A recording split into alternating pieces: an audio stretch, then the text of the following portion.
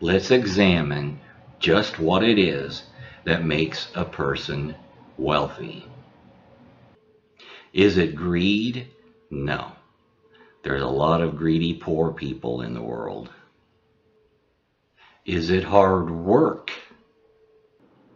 Nope. Considering that just to stay economically viable, most common households require both spouses to be employed, and that many poor have more than one job proves that wrong. Is it education? The fact that right now we have more unemployed and poor people with college degrees than at any other time in human history destroys that lie. Is it the possession of an intrinsic intelligence? Well, I have a 162 IQ. I have a higher intelligence quotient than 95% of all rich people, but I'm poor. So no, rich people possess no monopoly on wisdom or inborn intelligence. Is it just a generalized genetic superiority? Well, that's what the Nazis believed, and we all know how that was proven incorrect. We equalists have a maxim. No one is superior to me, and I'm superior to no one, except those who believe they are superior to me. And the only reason I am superior to them is because they believe they are superior to me. This doesn't mean that some people aren't better than others at certain things. What it means is that being better at something doesn't mean you're my social superior deserving of special privilege. No, none of these things differentiate the wealthy from the common. What makes a person wealthy is luck. Since 95% of all the wealthy were born rich, that proves this statement. It takes an extraordinarily amount of luck to be born rich. And luck is still the deciding factor in determining who becomes rich.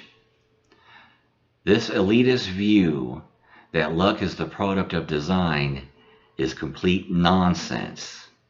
I'll guarantee you, many people have tried to follow the same paths of anyone who's become rich, but only a few ever actually crossed the threshold into the elite. The common wisdoms that it takes money to make money, and it's not what you know, but who you know, are as true today as ever. No matter how you look at it, luck is what separates capitalistic success from capitalistic mediocrity and failure.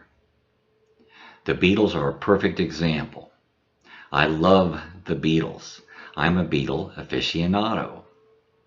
Two events completely out of the Beatles' control led to the astounding social phenomenon called Beatlemania.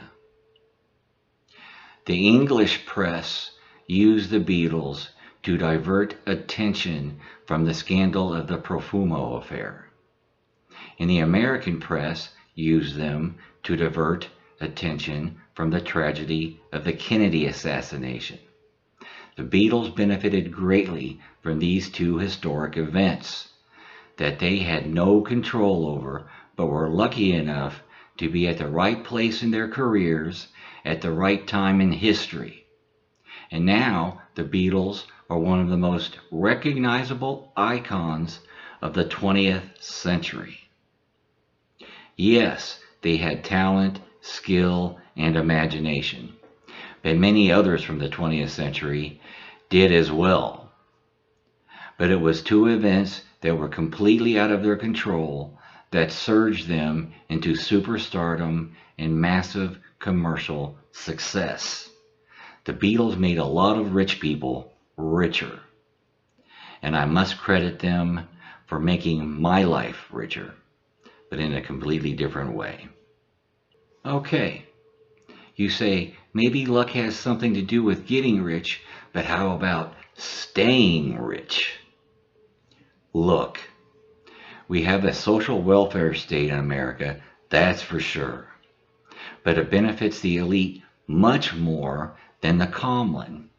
The system is set up to keep wealth in the hands of those who are already wealthy. In fact, all public assistance monies wind up right back in the hands of the elite. It's tax dollars given by the government to those in need to pay the elite for their overpriced goods and services.